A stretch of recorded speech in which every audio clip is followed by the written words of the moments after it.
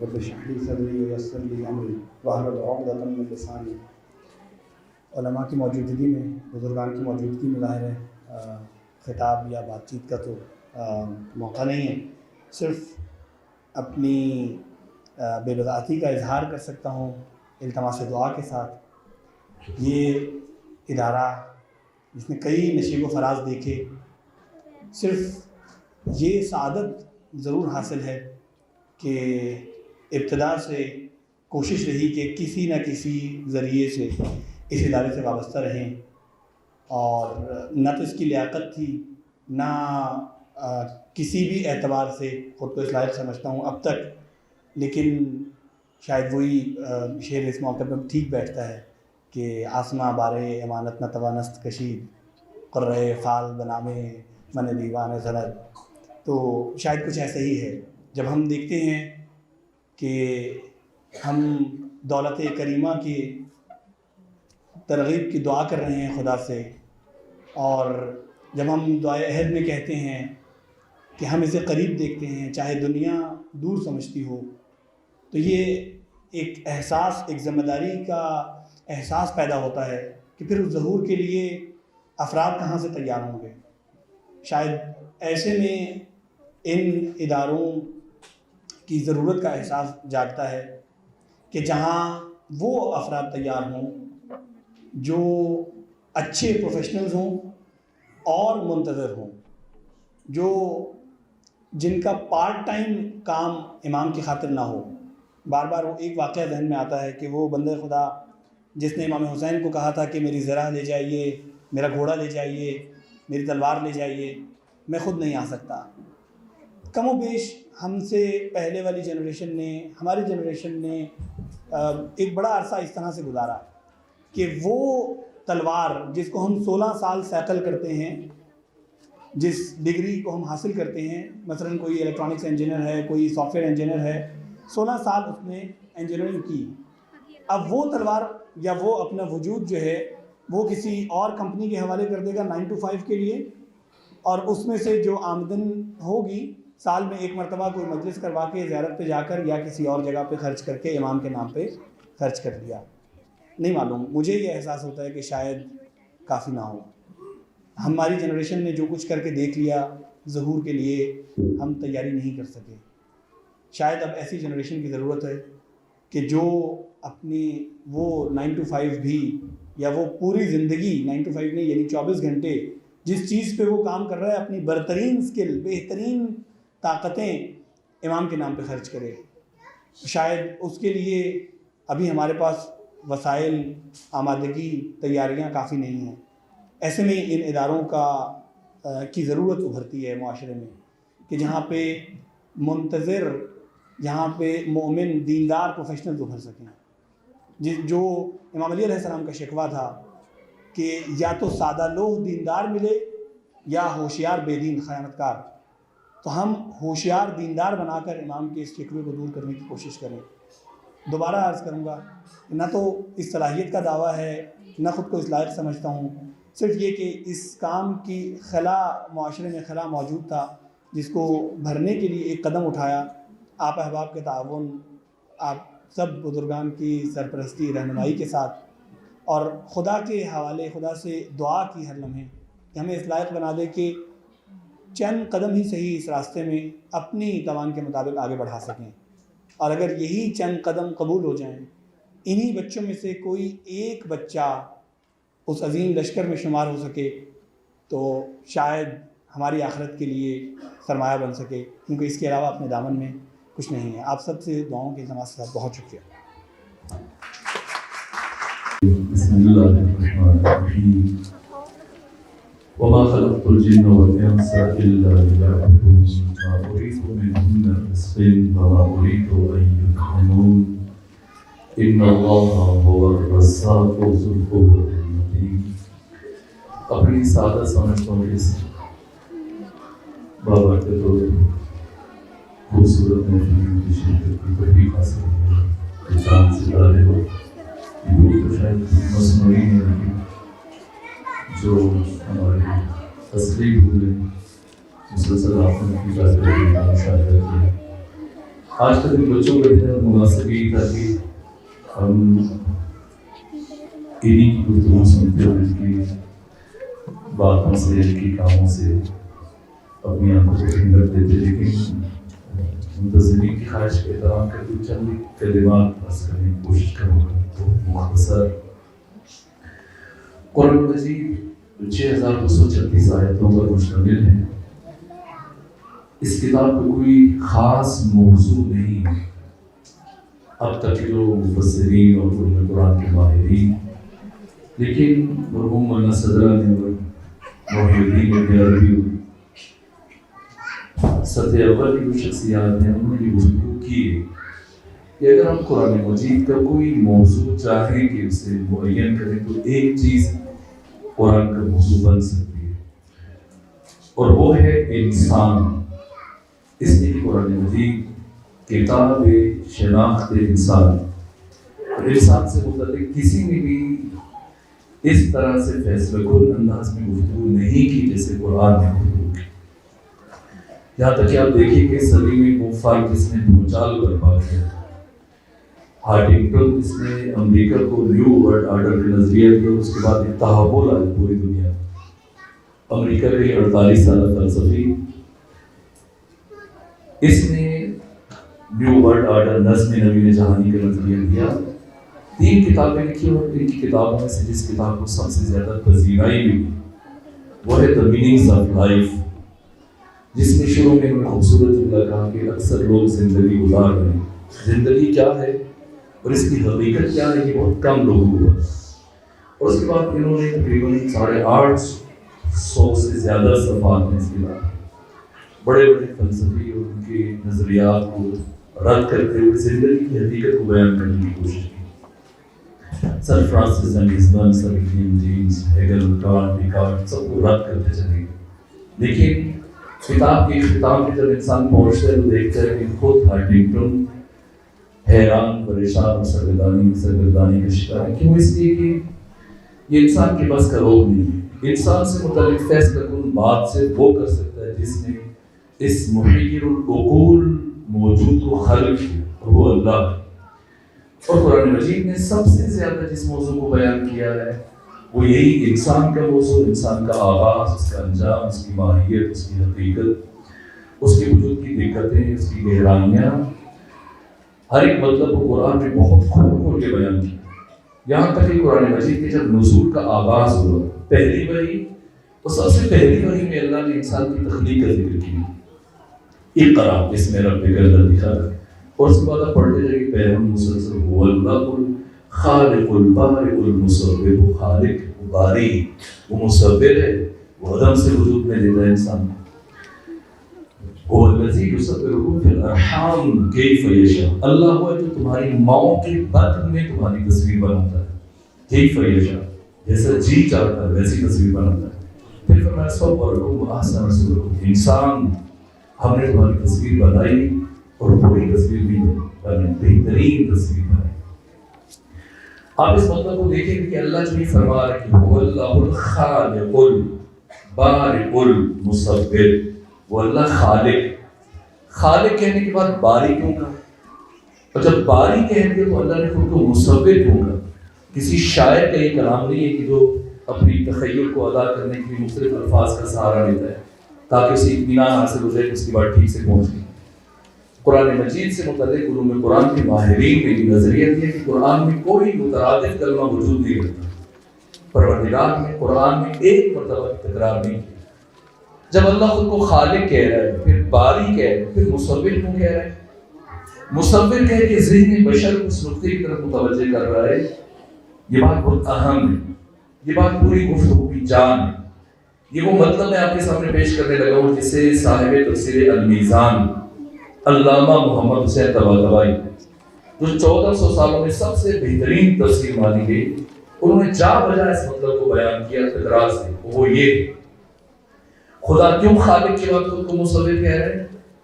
اس لیے کہ اللہ بشر کو یہ حقیقت سمجھانا چاہتا ہے کہ دیکھو میں نے تمہیں انسان پیدا نہیں کیا بلکہ میں نے تمہیں انسان بننے کے لیے پیدا کیا۔ تخلیق انسانی کے مراحل آپ دیکھیے سورہ واقعہ طارق میں دیکھیے، سورہ واقعہ بنی اسرائیل، قرآن کی دوسری سورتوں میں دیکھیے، یہاں تک سورہ مومنون لقد خلقنا الانسان من سلالۃ من طین، پہلے سورہ 3 میں فرمایا کہ لقد خلقنا الانسان فی احسن تقویم، ہم اس انسان کو جتنا خوبصورت بنا سکتے تھے بنایا. اور پھر انسان کی تخلیق کے مراحل کو اللہ نے پہ در پہ بیان کیا بہت دقت کے ساتھ، گہرائی کے ساتھ. لقد خلقنا الانسان من سلالۃ من طین، ہم نے انسان کو خلق کیا کس سے؟ مٹی سے نا.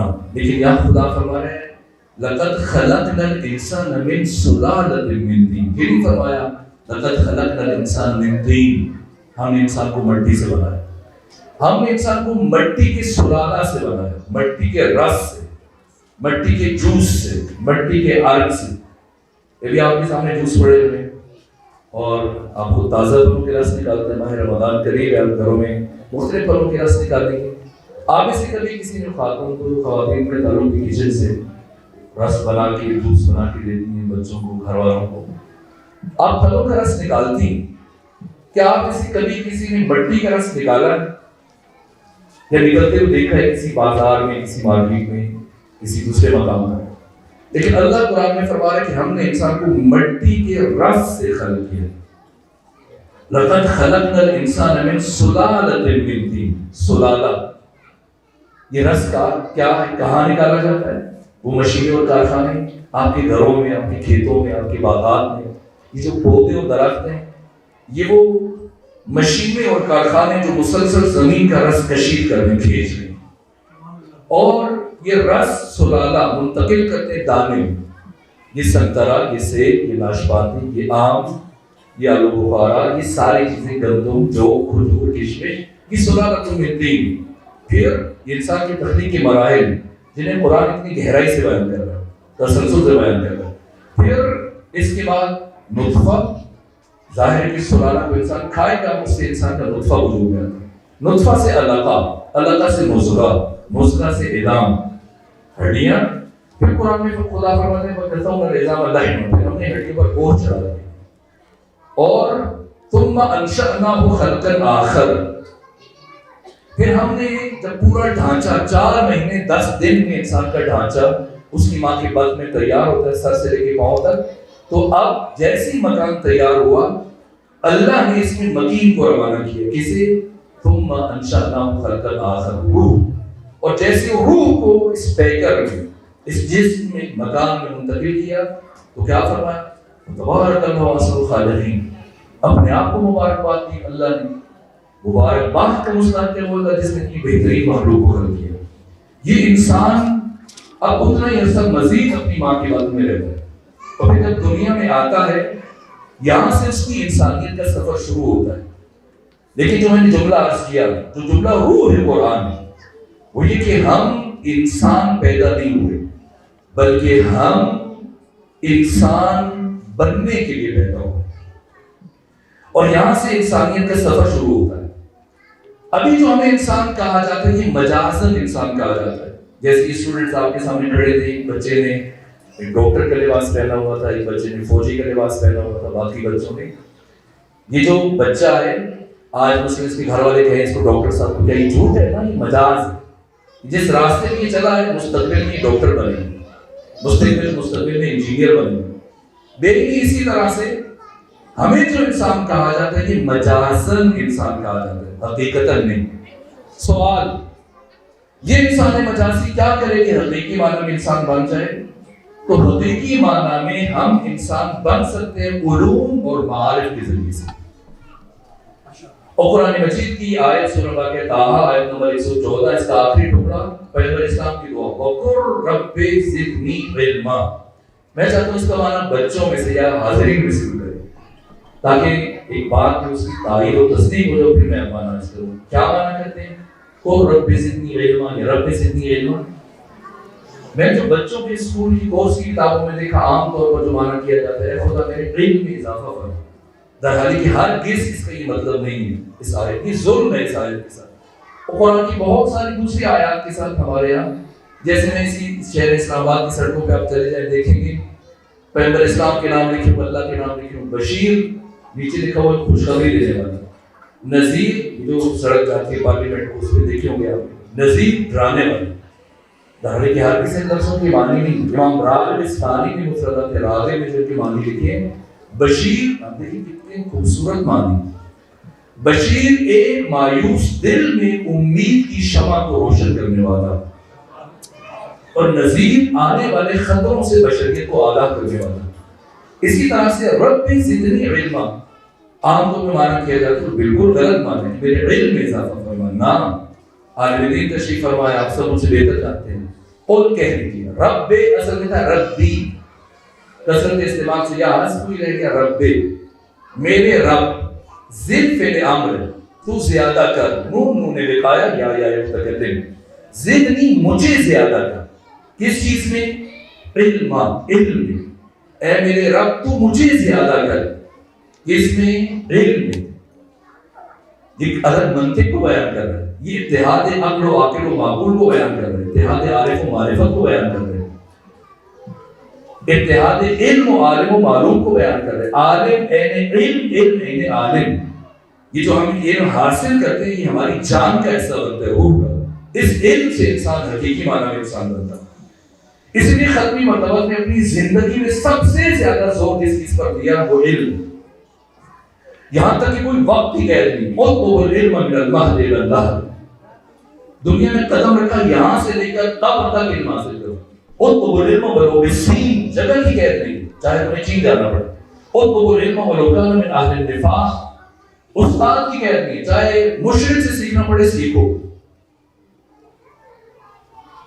اور اس سے متعلق اور بہت ساری حدیث ہیں. طلب العلم فریضۃ علی کل مسلم و مسلمہ. دارالعلوم اسلام میں بہت سارے واجبات مردوں کے ساتھ ہیں، کچھ خواتین کے ساتھ ہیں، لیکن حصول علم کو ہر مرد و زن پہ فرض کیا. اور اس قدر انتھک پیغمبر اسلام لوگوں کو سکھانے کے لیے. یہ صحیح بخاری کی حدیث ہے، امام اسماعیل بخاری نے بھی لکھا ہے اس کو.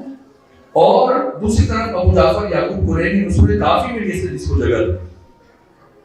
ابو ہریرہ سے بھی روایت ہے، دیگر صحابہ کرام سے بھی، صلی اللہ علیہ رسول اللہ الفجر، رسول خدا نے ہمیں صبح کی نماز پڑھی. ثم صعد المنبر، پھر منبر پر تشریف لے گئے. فخطبنا، ہمیں خطبہ دیا. کتنا لمبا خطبہ دیا، کتنی لمبی اسپیچ تھی پیغمبر کی. حتی ہنا فی الظہر، یہاں تک کہ ظہر کا وقت آ گیا. نزل فصلی، نیچے آئے نماز پڑھی. ثم صعد المنبر، پھر منبر پر چلے گئے. فخطبنا، خطبہ دیا. اس لیے پیغمبر اپنی جان لگا دیتے تھے، وہ تشریح کرتے تھے. مسجد نبوی میں داخل ہو دیکھا دو گروہ ہیں، ایک نماز پڑھ رہا ہے، تسبیح پڑھ رہا ہے، مناجات اور دعا میں مصروف ہے، اور ایک گروہ دائرہ بنا کر علمی گفتگو میں مصروف ہے. آ کے روکے، دونوں کو دیکھا، تبسم فرمایا، مسکرائے اور فرمایا دونوں خیر بنے، دونوں اچھے عمل میں مصروف ہیں. لیکن میں پہلے گروہ میں نہیں بیٹھوں گا، میں دوسرے گروہ میں بیٹھوں گا. کیوں؟ اس لیے کہ مجھے لوگوں کو عالم بنانے کے لیے بھیجا گیا، مجھے لوگوں کو باشعور بنانے کے لیے بھیجا گیا. ایک دن نماز جنازہ میں شرکت کا بہت اجر و ثواب پہ اگر بیان کر رہے تھے تو ابو ذر نے پوچھا کہ یا رسول اللہ، اگر ایک ہی وقت میں ایک مومن کی نماز جنازہ میں شرکت کرنا ہو، اسی وقت میں ایک طرف علمی محفل برپا ہو، مجھے کس میں جانا چاہیے؟ فرمایا کہ نماز جنازہ کو ادا کرنے کے لیے کچھ لوگ موجود ہوں تو اس علمی بزم میں شرکت کرنی چاہیے. اس لیے علمی بزم میں شرکت کرنا 1000 جنازوں کی مشاہدت سے افضل و بہتر ہے. دوسری جو اہم چیز ہے وہ یہ کہ اسلام میں علم کی تقسیم درست نہیں ہے. یہ تقسیم طاغوت نے کی، استعمار نے کی. دینی علم، دنیاوی علم. نہ پیغمبر اکرام اسلام نے، نہ قرآن نے، نہ معصومین علیہ السلام کی یہ تقسیم پائی جاتی ہے. معتبر روایت ابن حشام نے ذکر کی ہے، امام شمس الدین ذہبی نے ذکر کی ہے، دیگر ابن کثیر نے البدایہ والنہایہ میں اس روایت کو تحریر کیا ہے، اور محدثین مورخین سیرت نگاروں نے لکھا کہ عامر ابن عاص پیغمبر اکرام اسلام کے پاس بیٹھا تھا. بتایا کہ آپ کا وہ ہمسایہ آپ کی گلی میں جس کا گھر تھا، وہ طبیب، یہودی طبیب، اس کی ڈیتھ ہو گئی، مر گیا وہ. جیسے پیغمبر نے سنا ایک تعصب سے آپ کی، تو جب پیغمبر کا یہ رویہ دیکھا کہ خبر سننے کے بعد پیغمبر نے اظہار تعصب کیا، تو عامر ابن عاص نے کہا یا رسول اللہ، وہ مرنے والا یہودی تھا. پیغمبر نے فرمایا مگر تم نے نہیں بتایا تھا کہ وہ طبیب بھی تھا. اس کے مرنے سے جو انسانیت کو نقصان پہنچا، اس کی کمی سے جو لوگوں کے لیے مشکل ہو رہی. اسلام علم کو اہمیت دیتا ہے. اب وقت نہیں کہ میں بہت زیادہ جزیات میں لے کے چلوں. پھر ختمی مرتبہ سے اس سلسلہ مولے متقیان کو منتقل ہوا اور مولے متقیان نے 25 سال ایک طرف خون کے آنسو بہاتے ہیں، دوسری طرف امیر العلوم کے طور امتیاز ہے. ساری زندگی کسی بشر کو اپنی طرف متوجہ نہیں ہونے دیا، ہمیشہ خدا کی طرف بلایا. لیکن اس کے باوجود آپ دیکھیں نہج البلاغہ میں ایک کام جو کثرت سے ملتا ہے، حضرت اپنی تعریف اور توصیف بھی کی ہے. کن مواقع پر ان مواقع کو میں نے دقت سے دیکھا ہے، پڑھا. دوسرا خطبہ دیکھ لیجیے، تیسرا دیکھ لیجیے، 5واں 11واں خطبہ آگے چلتے جائیں. اما والله لقد تقم مصائب ربي قاف وانه لا يأمن محل منها محل القطب من الرحم. وہ شخص جانتا ہے میرا مقام اس کائنات میں کیا ہے. یلحظر ان السیل، جتنے بھی کمالات ہیں سب کا سرچشمہ میری ذات ہے. ولا یرقى الیہ، کسی کی معرفت کا بندہ اس تک پرواز نہیں کر سکتا. اور بہت ساری باتیں. اس لیے کہ علی کو ختمی مرتبہ نے اپنے بعد بشریت کا معلم قرار دیا. اور تعلیم و تعلم کا سلسلہ تب آگے بڑھ سکتا ہے کہ جب استاد اور شاگرد ایک نقطے پہ آئے اور ان کے کمال کا سفر شروع ہو سکے. اس لیے مولوی متقیان نے ضروری سمجھا کہ خود سرائی نہیں ہے، خود شناسائی تھی. اپنا تعارف پیش کرنے کی جو بھی کمال تک پہنچنا چاہتے آئے، مجھے اللہ نے معلم بشریت قرار دیا. اس کے بعد پھر دیکھیے مشکل ترین ادوار آئمہ کو موقع نہیں مل رہا تھا. یہاں تک امام سجاد کے پاس ایک سیکنڈ کے لیے اگر کھڑا ہو جاتا صرف سلام کرتا یا احوال پرسی کرتا، فوراً سے مدینے کے گورنر اس کو گورنر ہاؤس میں بلا کر اس کی پیشی طلب کرتا اور تفتیش کرتا کہ تمہیں حسین کا بیٹا کیا کہہ رہا. ڈرے ہوئے تھے لوگ، سہمے ہوئے تھے. ان حالات میں پہلی مرتبہ امام صادق کو موقع ملا. اور جب اسلامی معاشرہ ایک جہنم سے نکل کر دوسرے جہنم میں جا رہا تھا، بنو عباس اور بنو امیہ وہاں آویزی میں مصروف تھے. یہاں پر دنیا کی عظیم النظیر اور بے مثال یونیورسٹی کا انعقاد کیا. ایسا تعلیمی ادارہ کہ چشم فلک نے دوبارہ ایسی مثال پر نہیں دیکھی. اور ایسا نہیں کہ امام مرید پرور تھے، نہ شخصیت پرور تھے. اوائل میں جب کوئی آپ کے پاس آتا ہے آپ خود اس کو گفتگو کرتے، کوئی توحید کا انکار کر رہا ہے، خدا کا انکار کر رہا ہے، نبوت کا، کائنات کی نسبت مادہ کی طرف دے رہے، باقی بہت ساری چیزیں. ملحدین سب سے خود گفتگو کرتے تھے، بات کرتے تھے. لیکن رفتہ رفتہ مختلف علوم میں مختلف شخصیتوں کو تراشا. علوم قرآن میں جناب حمران کو، لغت اور ادبیات میں ابان بن تغلب کو، علم حدیث میں جناب ابو وزیر کو، علم فقہ میں جناب زرارہ کو، علم کلام میں مومن طاق کو، علم کیمسٹری اور علم کیمیا میں جابر بن حیان. یہ جابر بن حیان جنہیں دنیا فادر آف کیمسٹری کہتی ہے، بابا کیمیا، یہ امام صادق کے شاگردوں میں سے 4000 شاگردوں میں سے ایک شاگرد ہیں. 400 کتابیں لکھی اور ان کے کچھ نسخے آج بھی آیت اللہ بارشی کی کتاب خانے موجود ہیں. اپنی ایک کتاب کے آغاز میں یہ تاریخی جملہ لکھا ہے جابر ابن حیان نے کہ قیامت تک آنے والا کوئی ایک دانشور میرے کسی بھی نظریے کو رد نہیں کر سکتا. کیوں؟ اس لیے کہ میں امام جعفر صادق کا شاگرد ہوں. اتنی قدامت شخصیتوں کو تراشا. شروع میں اگر آپ سے کوئی گفتگو کے لیے آتا تو ہم گفتگو کرتے تھے، لیکن بعد میں ایسی ایسی شخصیات کو تراشا مختلف علوم میں، فنون میں. اب اگر کوئی گفتگو کے لیے آتا ہے، ہم پوچھتے بتاؤ کس بارے میں بات کرنا چاہتے ہو؟ اگر کہتا قرآن میں فرماتے ہیں عمران سے بات کرو. اگر کہتا میں علم کلام میں گفتگو کرنا چاہتا ہوں، فرماتے ہیں مومن طاق سے بات کرو. کہتا ہے حدیث میں فرماتے ہیں وہ وسیع سے. اگر وہ اصرار کرتا ہے میں آپ سے بات کرنا چاہتا ہوں، امام فرماتے تم ان سے گفتگو کرو، ان سے بات کرو. اگر تم نے ان میں سے کسی ایک کو شکست دے دی تو سمجھ لینا کہ تم نے جعفر صادق کو شکست دی. یہ معصومین نے اس شمع کو روشن رکھا. جیسے آپ اولمپک گیموں میں دیکھتے ہیں، ایک لمحے کے لیے 250 سالوں میں کاروان کو روکنے نہیں دیا. پہلے میں یہ چراغ علی کو دیا، علی نے حسن کو، حسن نے حسین کو، حسین نے علی نے امام علی العابدین کو، پھر امام محمد باقر، پھر امام جعفر صادق. اور حالات دوسرا کتنے سخت ہو گئے. جب میں ائمہ کی سیرت کا مطالعہ کرتا ہوں، علمی اپوزیشن کے اعتبار سے سب سے مشکل ترین دور امام موسیٰ کاظم کا ہے.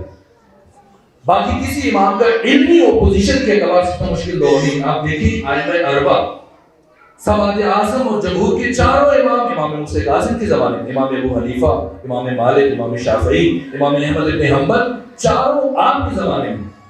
دوسری طرف جو تصوف کے صوفیزم کے رکن ہیں جو اپنی طرف بشر کو متوجہ کر رہے ہیں، چاروں کے چاروں امام موسیٰ کاظم کے زمانے میں. عبداللہ مبارک کے معروف کرخی ہے، حسن بصری ہے، یہ سارے کے سارے.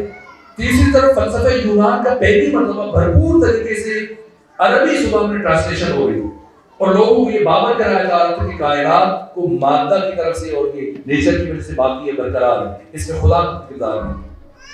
اور چوتھی طرف بنو عباس کے ظالم حکمران اور ان سب کا مقابلہ کرتا ہے موسیٰ کاظم میں، وہ بھی تکالیف میں، شکنجوں میں، قید و بند کی صعوبتوں میں، لیکن شمع ہدایت بشری کو بجھنے نہیں دیا۔ اور پھر تسلسل سے یہ ذمہ داری بڑھتے بڑھتے آپ کہاں پہنچیے، کس تک پہنچیے، اگرچہ تاخیر ہو گئی لیکن ایک اہم جملہ اور عرض کروں اور پھر اپنی بات کو سمیٹوں۔ پیغمبر اکرم اسلام کے اہداف اور مقاصد جو قرآن نے بیان کیے، فلسفہ ارسال رسول، فلسفہ انسان کتب، بہت تفصیلی ایک جملہ جو سورہ جمعہ میں ختم مرتبہ کتاب میں هو الذی بعث فی الأمیین منہم یتلو علیہم آیاتہ ویزکیہم ویعلمہم الکتاب، ایک تزکیہ دوسری تعلیم۔ پیغمبر نے بھی اس چیز کا خیال رکھا زندگی بھر، اور ائمہ نے بھی اس چیز کا خیال رکھا۔ صرف علم انسان کو ہلاک کر دیتا ہے۔ ابھی بچوں نے شروع میں آپ نے سب نے کھڑے ہو کے قومی ترانہ سنا بھی، پڑھا بھی، ساتھ شامل ہوئے بچوں نے قومی ترانہ پڑھا۔ ابو نصر حفیظ جالندھری کے جو الفاظ لکھے ہر اسکول میں پڑھے جاتے ہیں، لیکن کسی اسکول میں اس پر عمل نہیں کیا جاتا۔ راہبر ترقی و کمال، شاید ترقی کی طرف ہماری توجہ ہے لیکن کمال کی طرف کوئی توجہ نہیں۔ اور اللہ نے ہمیں ترقی کے لیے خلق نہیں کیا، کمال کے لیے خلق کیا۔ ترقی حرکت افقی ہے، کمال حرکت عمودی ہے۔ ترقی اور ارتقاء مادی امور میں، اگر کسی کے پاس چھوٹی گاڑی ہے، بڑی گاڑی خریدے، کہیں بھی ترقی کرنی ہے، پہلے چھوٹے منصب پہ تھا، بڑے منصب پہ فائز ہو جائے۔ پہلے چھوٹا مکان تھا، بڑا مکان مل گیا، ایک گاڑی تھی، 5 گاڑیاں لے لیں، بینک بیلنس میں اضافہ ہو جائے، جائیداد میں اضافہ ہو جائے، ڈالر سونے چاندی کی مقدار میں، یہ ترقی ہے۔ ترقی کا انسان کی انسانیت سے کوئی تعلق نہیں۔ جو غاروں میں رہ رہا ہے وہ بھی انسان ہے، جو بڑے بڑے گھروں میں رہ رہا ہے وہ بھی انسان ہے، جو پیدل چل رہا ہے وہ بھی انسان ہے، جو بڑی بڑی گاڑی میں سفر کر رہا ہے وہ بھی انسان ہے۔ اللہ نے ہمیں ترقی کے لیے خلق نہیں کیا، پروردگار نے ہمیں کمال کے لیے خلق کیا۔ کمال حرکت عمودی، اور یہ معنوی امور میں ہوتا ہے۔ جب علم، معرفت، تقویٰ، بصیرت، آگاہی، شعور، استقامت، عفت، شجاعت، سخاوت، اخلاق پسندیدہ، صفات حسنہ، جب یہ انسان میں پیدا ہوتی ہیں، یہ کمال ہے۔ یہ وہی بات جو میں نے شروع میں عرض کی کہ ہم انسان پیدا نہیں ہوئے بلکہ ہم انسان بننے کے لیے پیدا ہوئے۔ اور جو اقبال نے خواب دیکھا اور جو چیز ہمارے قومی ترانے میں ہر روز اسی لیے اسے پڑھا جاتا ہے کہ ہم متوجہ ہوں کہ بس ترقی ہمارا مقصد نہیں، ہمیں باکمال بننا ہے، ترقی کے ساتھ ساتھ باکمال بھی بننا ہے۔ کون یہ کام کرے؟ ختمی مرتبہ کے بعد آئمہ نے یہ سلسلہ جاری رکھا۔ عصر غیبت میں اب صورتحال یہ بطور ڈاکٹر کلیم صدیقی کی کہ نظام تعلیم نبوی میں اور نظام تعلیم مغربی میں اتنا ہی بہت اور اتنی ہی دوری ہے جتنی دوری خود نبی اعظم اور شیطان پلید کے بیچ میں 180 درجے زاویے کا فرق ہے۔ میں اسکولوں کے نام نہیں لیتا، آپ خود باشعور لوگ ہیں، مجھ سے زیادہ جانتے ہیں، سوشل میڈیا سے، پرنٹ میڈیا سے، الیکٹرانک میڈیا سے جڑے ہوئے ہیں، روزمرہ آپ دیکھ رہے ہیں کیا ہو رہا ہے اسکولوں میں۔ ہمارے بچوں کو، ہماری نسلوں کو ہماری گودیوں سے چھینا جا رہا ہے۔ ہم خوش ہیں ہمارا بچہ بڑھ رہا ہے، مسلسل علمی مدارس رہ کر، لیکن وہ ہمارا نہیں بنا۔ میں اشارے بھی نہیں کر سکتا ایسی اخلاق باختہ باتیں جو خود میں جانتا ہوں، شخصاً جانتا ہوں، جو معتبر ترین ذرائع سے پہنچی۔ ہمارے اسکول پورے ملک میں، دنیا اس مشکل کا شکار ہے، خود پاکستان ہم اس مشکل سے گزر رہے ہیں۔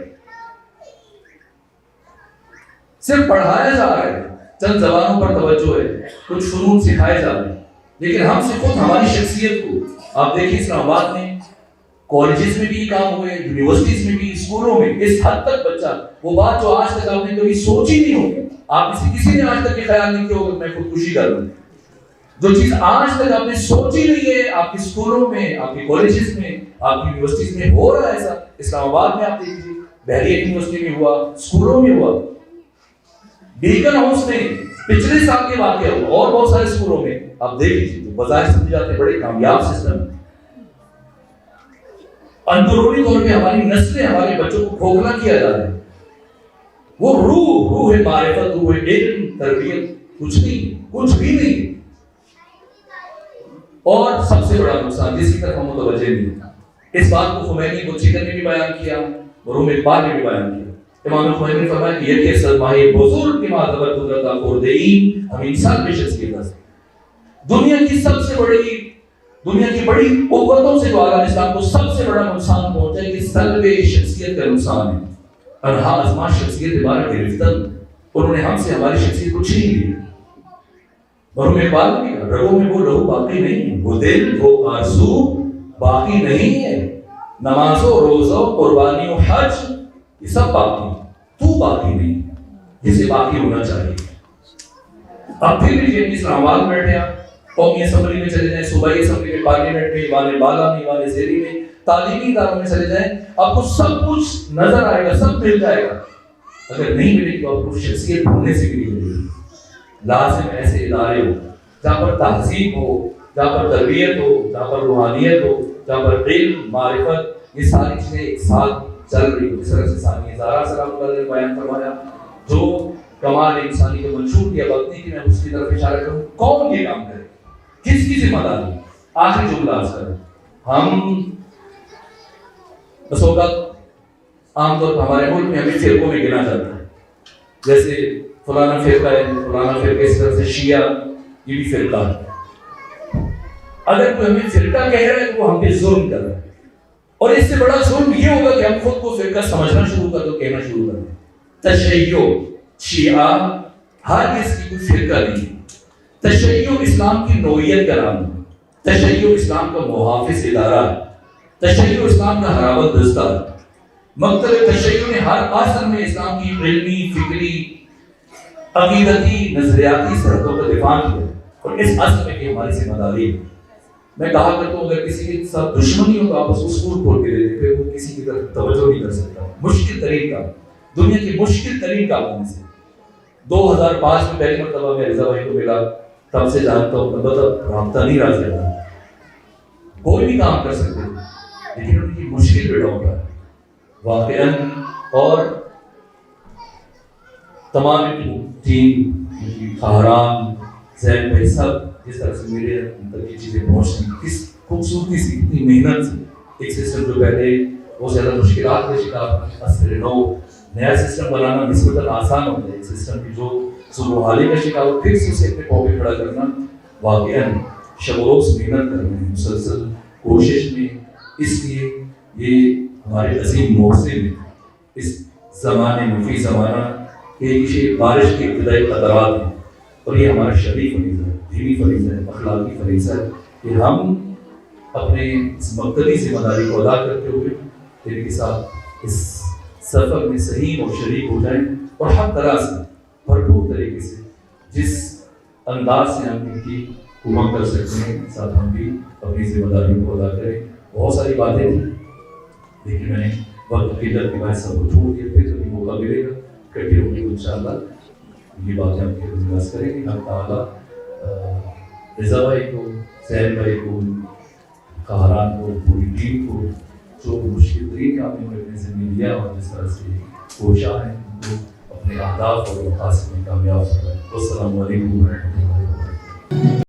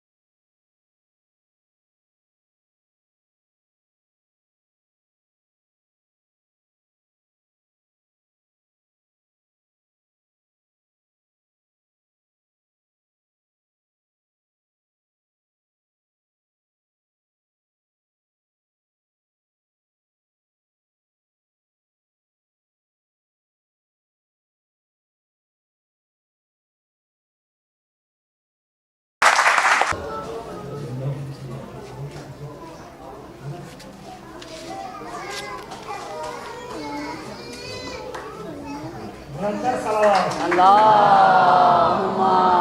सल्ली अला मुहम्मद व आलि